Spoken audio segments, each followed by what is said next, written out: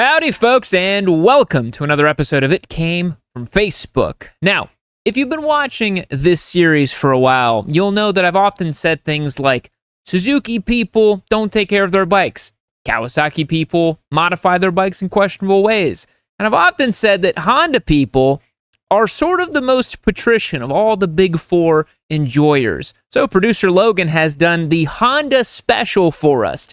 Everything on this list today is going to be Hondas. We're looking at Honda listings. I'm very excited to check it out. And we're going to see if Honda people really do keep their bikes in better condition than everybody else. Obviously, this is just for fun. It's not a statistical study or anything like that. Let's get started. First bike on the chopping block. We have a 1984 Honda Interceptor. That is a 41-year-old motorcycle. That is quite old. Going for $8,500. That's kind of spicy. 29,000 miles, selling a well-kept first-generation Honda V500F Interceptor. Interesting. I thought that they only came in the 750s. Maybe they did the 400s. I think they did the RVF 400 Interceptor. I guess they made different sizes. Says her name is Mrs. Frankenstein due to the many parts installed on her from other bikes to allow her to be whole, running, and complete. This classic 1980s sport bike has lots of life still left in her and the right buyer who will take care of her through the many years still to come. This gentleman is hope-pilled, thinks that there will be many years after 2025. I'm not so sure, but one thing I am sure of is this is a great-looking motorcycle. This thing looks showroom, man. It's pretty rare that you see a 41-year-old Honda sport bike look this good, this clean, this pristine. So, if you don't know, the early generation Interceptors was the first foray the Honda did with the V4s. Well, they maybe did some old race bikes and stuff, but really this was their first street bike V4. And one of the unique things about this, you see it has an aluminum frame, but it still uses a cradle. This was right around the time that manufacturers were starting to figure out that an aluminum twin spar with the engine dangling was probably going to be the best bet, but bikes were still coming with cradle frames. This was a sport-oriented model. You can see by the fairings and the V4 and the sharp angular lines. But you look at the clip-ons and they're raised a little bit more upright. That's something that happened back in the day. Usually every bike was, a little bit more upright, a little bit more standard. If you actually look back in the old 1970s AMA days, they were just racing like big bore CB750s and stuff like that with like makeshift fairings on them. So it took a while, sort of into the 80s, into the early 90s, where we all kind of started figuring out what a sport bike was supposed to be. So a little history lesson for you there. This Interceptor is gorgeous. It's in really good condition. But I gotta say, I'm not sure where the $8,500 price point is coming from. But here's what happens. After a certain amount of time, these motorcycles, the value on them starts to be like whatever people are kind of willing to pay for them. And I guess you could say that that's the value of anything at any time. But you have very few comparable sales to measure this against, right? Typically, if you have, like an R6 you're trying to sell, you would look online and see, oh, there's 5 or 6 different R6s. Mine's got lower miles than this. It looks a little bit nicer than that. I'm going to put it somewhere around here. There's probably not another 41-year-old Honda V500F Interceptor for sale that's this clean and this nice. Honestly, to this gentleman who's selling this motorcycle, I would recommend putting this thing up for auction. I think if you auction a motorcycle like this, you get way more eyeballs, way more interest, and usually find a more suitable buyer than in your local market only. But look at this. This is stock fender, stock exhaust. Everything's stock, dude. That's gorgeous. I mean, it's a testament to Honda build quality and reliability that this thing, it's still doing what it's supposed to do, Like, it's being a motorcycle, and it looks really good doing it. And this gentleman has taken care of this thing, and maybe the previous owner did too. I mean, this thing is 10 years older than I am. No, 8 years older than I am. Had to do some quick math there. And that's just really impressive that a motorcycle that old looks this good and still goes down the road. So I definitely believe this guy when he says that this thing has plenty more life left in it. And this could be a really cool bike for the right person. I'm not sure about the price. Maybe these can fetch that much, but that's a bit of a question mark for me. In terms of cleanliness and how nice it is, Honda people, we're starting off strong. 9 out of 10. Let's keep it moving. All right, up next, 1994 Honda CBR 1000F for $3,500. 65,000 miles, that's a lot. With a few touch-ups, this could be in a museum. Okay, high praise. The Honda CBR 1000F, commonly known as the Hurricane, it's clean and runs like a top, has some miles, but compression is good across all cylinders, 150. Measured, that's pretty good. So it was likely rebuilt at some point. Okay, he didn't do it. He just doesn't know it. I ride it daily. Fresh fluids throughout, oil filter, coolant, brake clutch, K&N air filter. Has a very comfortable Corbin saddle with flip-up passenger backrest. Tires still have nipples on them. The clear blue Texas title is in hand. Let's take a look at the old Hurricane. Oh man, Honda people, you guys are really setting the bar very high. I feel like Honda is a company known for its excellence, and then the owners are like, you know, certain types of them. They're like, all right, we're gonna also be excellent. This is incredible. There's like an overlap, you know, between the elderly Japanese man who like street sweeps his front lawn or whatever, and like keeps his sidewalk in his neighborhood clean, and like, you know, Rob, who lives down the street in the nice suburban home that's spick and span, his garage is ultra clean, and he has the Honda. Those two men are spiritually aligned in the Venn diagram of old elderly Japanese men who care about their surroundings and Honda men who also care about their surroundings. In the middle is Honda motorcycles. That's the two things that brings them together. Look at the Arai sticker on the side. Tells you all you need to know. Good taste in helmets as well. So the Hurricane is a really cool bike. Honda made these in two different engine configurations, if memory serves me correctly. They made a 600 and a 1000 Hurricane, and the Hurricane was kind of like Honda it was before they made the CBR double Rs, and so this was kind of like their sporty bike, but it was also sort of designed to be a street bike as well, because as you can see, the nomenclature CBR 1000F. Typically, Honda reserves the F nomenclature for their bikes that they deem a little bit more street ready, and then they put the R and the double R later on, and so this was back in the day where it was a street bike, but it was plenty capable as well, too. You really got to hand it to Honda. I mean, this thing looks factory fresh. This guy definitely has a point. If you just touched up, you know, little stuff like the exhaust over here, I mean, this is stock. This is stock. It's a really, really good looking, clean bike, and it's kind of amazing. This guy just uses it as a daily, and it's 1994, so this bike is just a few years younger than I am, so it's, you know, 31 years old, and here it is, still going strong. And I think when we talk about disposable motorcycles, when people refer to the Japanese bikes being incredibly well built, this is, I believe, what they're talking about. It's the fact that if you take care of a Honda, 30 years later, it's going to work really, really well, right? I've seen this with my buddy Brandon, who has a 1980s Transalp that he has. We actually went on a big ride together, and the thing did a 9.5-hour ride. No muss, no fuss, didn't do a single thing wrong, didn't do anything weird. And that's pretty cool, right? Like, it's pretty cool that the bike is just going to work really well like that. So these things are gems, man. These older 90s and 80s Hondas, if they've been very well cared for, you could definitely buy a wonderful piece of history like this and just keep it and just use it like this guy's using. Just enjoy it. Just ride it around. It's a cool time capsule motorcycle, and they're a dime a dozen. So the price is pretty fair, I think, for this type of bike. So this one, 9 out of 10 as well. It's really sweet. I think Honda people are living up to the meme that I assigned to them. Moving on. All right, 1988 Honda Hawk for $5,500. So the Hawk is an interesting bike. I got a lot to say about it. 29,000 miles, 88 Hawk GT NT650 track bike. Single-sided swing arm, VFR 750 rear wheel, CBR F3 front and wheel, M4 exhaust, AirTech fairings, and Castrol Colin Edwards livery. Oh, I can't wait to see this. All the parts to put back to stock if you want. Runs great, ready for the track, clear title, $5,500. Let's take a look. That is a sweet ride. You gotta love the Castrol livery, right? Zarco's running that livery right now in GP. He's on the Castrol LCR Honda. And yeah, Colin Edwards back in, was it 2003, I think? 2002? With the RC51, the big V-twin.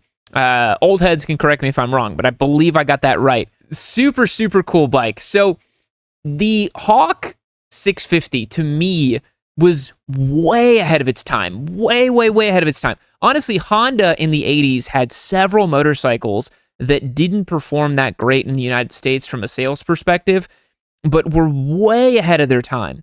This bike literally features an aluminum frame, a 650cc V-twin single-sided swing arm. I mean, what more could you want, right? I believe this owner has, yes, I saw this earlier. So I just want to take a look at the Hawk before we talk about the mods and the changes that he made to it. I mean, look at this motorcycle from 1988. This was, 10 years before the SV650 came out, and it's basically an SV650, right? Like, single round headlight, twin analog gauges up top, upright ergonomics, comfortable banana seat, aluminum frame. It's not a cradle frame, but it's also not like an aluminum twin spar. Like, it's something kind of in the middle. It's a little bit more bare bones, right side up fork, V-twin motor, lots of character, lots of charm, single-sided swing arm. This formula is what we have all determined to be like the best middleweight naked formula in 2025. Look at the MT-07, look at the GSX 8S, look at the Honda Hornet 750. What is a Honda Hornet 750 if not a Hawk 650 enduring over the decades? I just wanted to put that out there. I think the Hawk is a really interesting bike that was certainly slept on back in the day. Back to this gentleman's track build. This is super cool. I love the gold wheels. I love that he did the front end from a more sophisticated motorcycle. I love the fairing setup. This thing is just like a cool track day little, like bop around, like little Twins Cup bike, man. If I saw this at the track, I would first kind of think it's an old two-stroke, but then you would start it up and hear like a nice four-stroke, 650 V-twin sound, and it would just have that nice quality to it.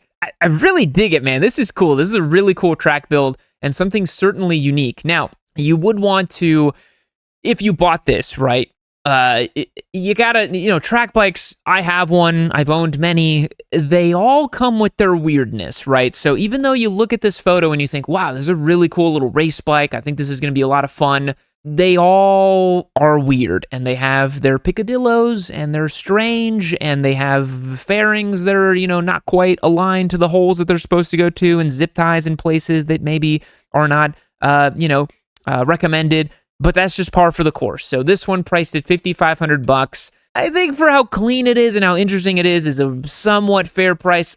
I think more like $4,000 is more on the money. I think this guy's fishing to see what he can get. I think getting all the parts to get back to stock is pretty cool. But this one will rate an 8 out of 10 and keep it moving. All right, 2014 Honda Grom for $4,000. That's a lot for an 11-year-old Grom. Let's take a look. Says, well taken care of, got this bike from a wealthy guy whose son poured about $8,000 into it for fun. It was also not stunted, said his son rode this one around for fun and for looks. Has a big bore, a sort of different intake, an extended swing arm. Oh, God. Olin suspension, what the hell? Split exhaust, engine guards, fender delete, blah, blah, blah. Gold accent replacements for like foot pegs and stuff, and a bride seat. Okay, let's take a look. Oh boy. I love the twin exit Panigale style exhaust on the Grom is funny. What's funny about Groms is the modification scene for Groms became so deep and so varied and so vast that it almost borders on the absurd. I really think that it's just absurd what's happened with Honda Groms over the last 10 years. And they really had their heyday sort of like 2014 to 2017. That was like peak like Grom stunt meetups and Grom boys and crazy stuff like that. But, this one's had the kitchen sink thrown at it. Olin's suspension on a Grom is just completely absurd. But to pair that with an extended swing arm is diabolical, in my opinion. I know that some people do this on Ruckuses and Groms, but I think it just detracts from the fun that you're able to have with the Grom if it's stretched. I obviously know that the bike is not a stunt bike because it's got a stretched swing arm. You stretch the swing arm, it reduces the ability to do wheelies. And it's already pretty darn hard to get a wheelie out of a Grom unless you really know what you're doing. So you don't need to stretch the swing arm.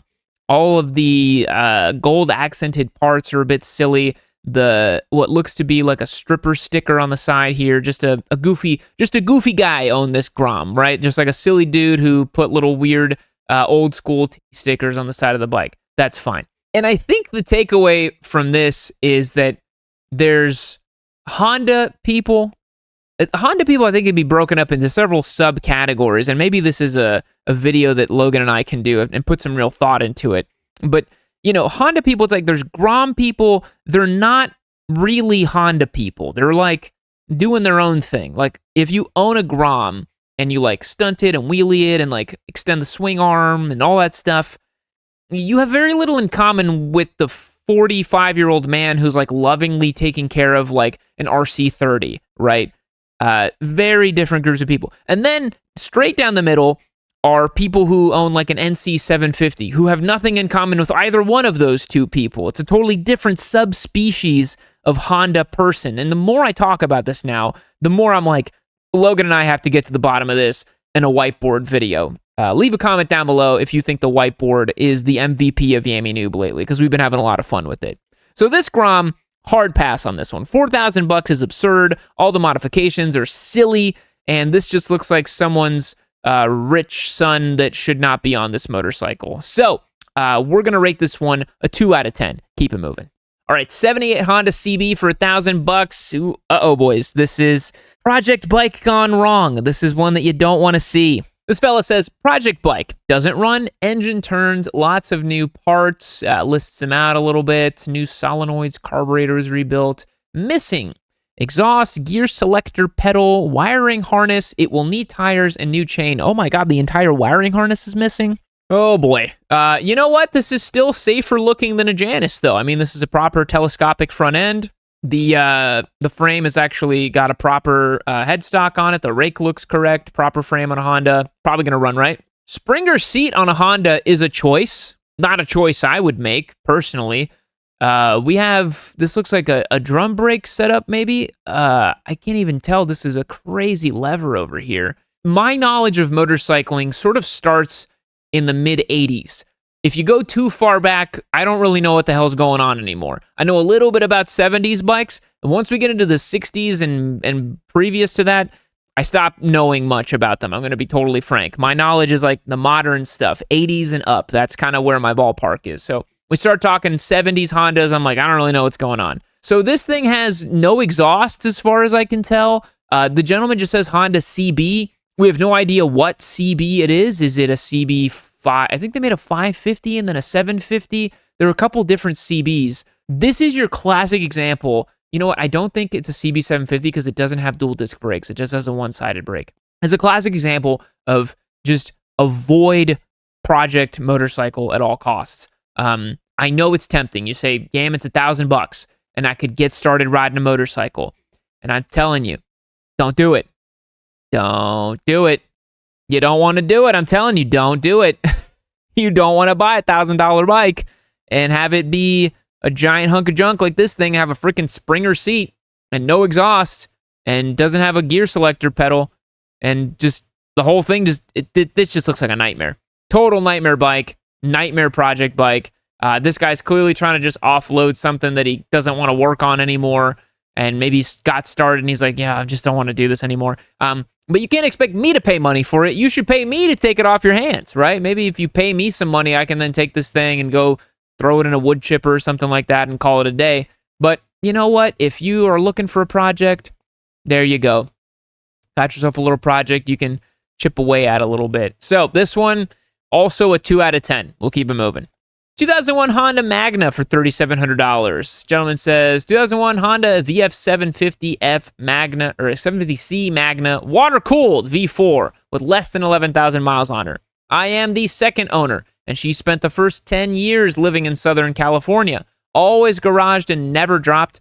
I am reluctant to sell, but I just haven't found any other Magna riders to ride with here in Texas, so I've finally decided to let her go. There's gotta be a gay joke in there somewhere, but I am way too sleep deprived to do so. But that's a bit odd that he's like, I haven't found any other people around me who also ride Magnas, so I just have to sell my motorcycle. Huh?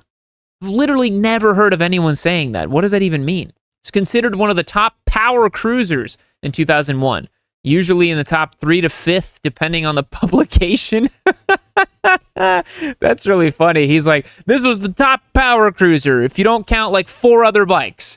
with a generous amount of horsepower, 87. That's not generous. Tons of torque, 51 to back it up. The only real mod I did after a lot of research and article dissecting, I figured out the best sound and performance came from the addition of the Jardine straight pipes. These things sound fantastic. It's a V4 cycle. It's very different from Harley-Davidson's, but with these pipes, it's much louder than any factory HD out there. Let's take a look at the old Magna over here. The more I do this video, the more I'm like, I need to find the subspecies of Honda people, because Magna people are also completely different from all the other guys that I mentioned, and yet still has that, like, commitment to clean motorcycle energy. But Magna people are like, they will espouse the glory of their bike any chance that they get for any reason whatsoever. And I think the bike is, like, really mid, especially in the world of power cruisers, like VMAX, V-Rod, Triumph Rocket 3s. I mean, the Magna looks kind of pedestrian in comparison, I'm not going to lie. This one is very clean, though.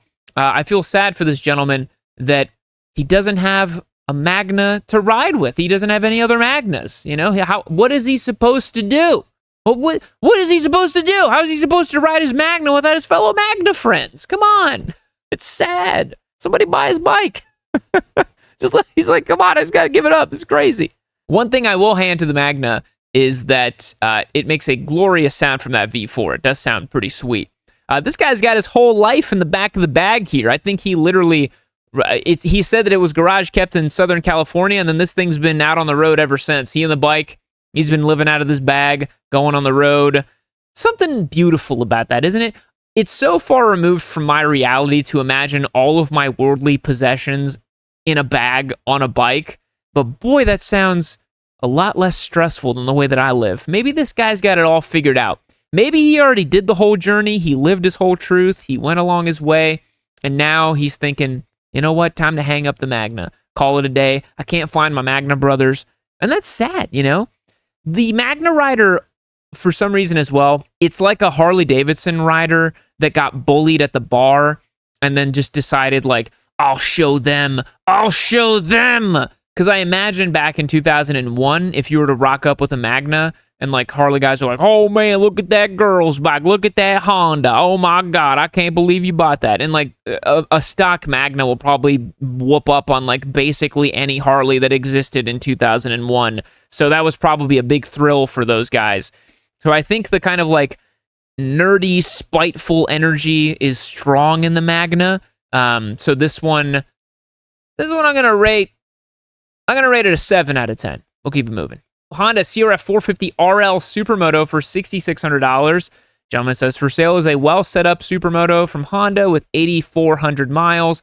Clean Massachusetts title in hand. Interesting. Running from the law, perhaps. Bike runs strong, has been insured since day one. No games, no guesswork. Priced at $6,000 to reflect condition and upgrades. You start the listing at $6,600. He's like, I'll give you a deal. I'll take 10% off. Here you go. Vortex ECU, pre-mapped and dialed, baby. That thing is dialed in. KKK 17-inch Supermoto wheels, Pro Taper bars, Seat Concepts Comfort Seat. That's a nice quality of life mod.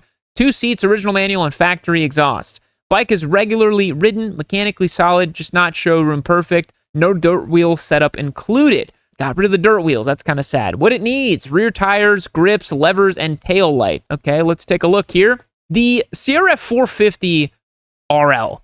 This was a motorcycle that Honda just, like, they fumbled it at the finish line, you know? It was heavier than the other 500s and 450s in the category, specifically the KTM 500s. It didn't make as much power, and it was just as service intensive as those motorcycles. So to me, I was like, why would you ever buy a CRF 450 RL unless you're just like a diehard Honda guy? Another subspecies of Honda person, Supermoto and dirt bike Honda guys. Very different energy than all the other Honda. I'm telling you, I got to make this video. The more I think about it, the more I'm like, I got to make this video. So this gentleman seems to have looped this motorcycle. The only way that this happens on a Supermoto where the tail light scrapes up like this and you get these kind of things on that is by looping the bike and scraping it back. This may have happened on accident, may have happened on purpose, But I know this because my Grom's taillight looks exactly the same because I do dumb wheelies with it and I goof around with the bike. But yeah, beyond that, this is, to me, the worst of all worlds for a Japanese supermoto. It has high service intervals. It doesn't have the same performance as a 500. You have to do all this crap to get it ready. In my opinion, if you want to do a Japanese supermoto, get the dumbest, simplest, most mechanically reliable one you can buy, DRZ or KLX or CRF 250 or whatever, 300, or the king, in my opinion, Yamaha WR250, right? Don't screw around with a 450. Don't screw around with a 450 motocross special that Honda couldn't figure out if they wanted to make a trail bike or an enduro bike or a motocross bike, and they just got confused and then called it RL, and then nobody knew what the hell the RL meant, and then the whole thing went out the window. This one in particular for $6,000, if you can talk them down a little further than that, you know what? It should work pretty decently. I think that this bike is, reasonably set up for having some turnkey fun. The gentleman seems to have done some good stuff to it to go out and have some fun. And, if you're into the supermoto life, then maybe this one is the right one for you. This one's a little beat up, I'm not going to lie, but, if you can get it for like $5,000, it's a pretty good deal. We'll call it a 7 out of 10. Keep them rolling. Last up today, 1984 Honda V65 for $8,000, 12,000 miles. I've aged past the ability to complete this build/project. If you're interested in a one-off trike, side-by-side, fast motorcycle, look up the V65 and you'll see. Let's take a look. What? Every day we stray further from God's light, man. I do not understand why people create these insane one-off three-wheeled things. Boy, that is quite the look at the front end of this bike thing. I don't even know what tricycle. What do you want to call this thing? So this is a bike in the back and a car in the front. An unholy match made in hell. You guys can see that he has in the front here a bunch of parts hanging around on this thing. Truly a backyard special, bizarre little thing. I would not really think that this would work very well at all. I would be very surprised if this contraption actually goes down the road.